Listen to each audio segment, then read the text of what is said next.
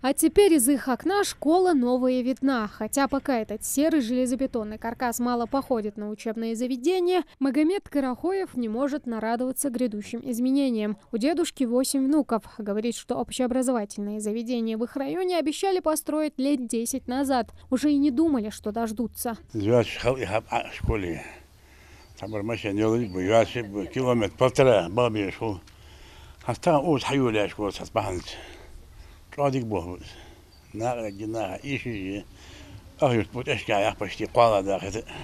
Больше дедушки школе рада только внучка Хадижа. В этом году она должна пойти в 3 класс. Автобус центр ухсу ханстомнях но школа хайшла цвич ухоту транс. Сазамай вижери школе бейжба кастежи уху школе.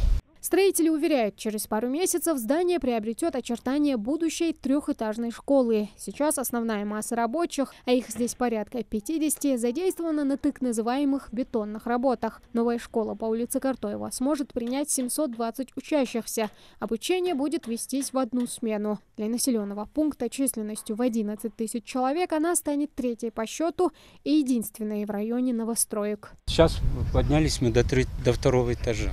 2-й этаж уже возводим. Работы ведутся в данном проекте, участке.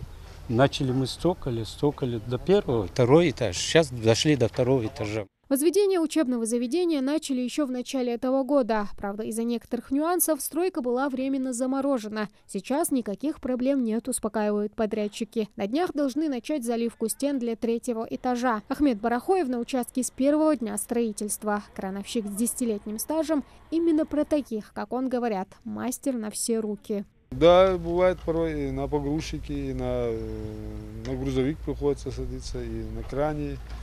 Ну тут... Что подвернется, то и делаешь, как говорится, чтобы работа не стояла. Все, если, допустим, где-то кто-то замешкался, тут же подхватываешь и все. И все, весь коллектив такой же у нас. Учебные кабинеты, пищеблок, хозяйственные и административные помещения, спортзал и актовый зал. Правда, пока только на бумаге. В школе будет сразу несколько зон для учебы, отдыха и занятий спортом. Вот беговые дорожки вокруг стадиона, вот вокруг... Объезд будет по всей территории школы. Вот здесь очистные будут, вот здесь трансформатор будет. Вот 100-метровка, мини-футбольное поле, мини-баскетбольное поле. Вот оно все, что у нас есть тут. А чтобы процесс проходил без накладок, за ходом строительства ведется круглосуточный контроль, что позволяет выявлять недочеты и оперативно их устранять уже на начальном этапе. Замечаний у нас не было.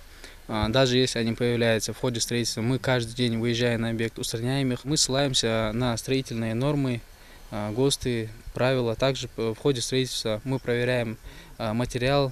Основным критерием нашей работы является это качество производимых работ, чтобы все работы были выполнены качественно. Этот объект должны сдать уже в конце этого года. Чтобы уложиться в график, здесь планируют привлечь дополнительную рабочую бригаду. Работать строители будут в 2 смены. Тамара Хашагульгова, Акрамат Дасхоев, Новости 24.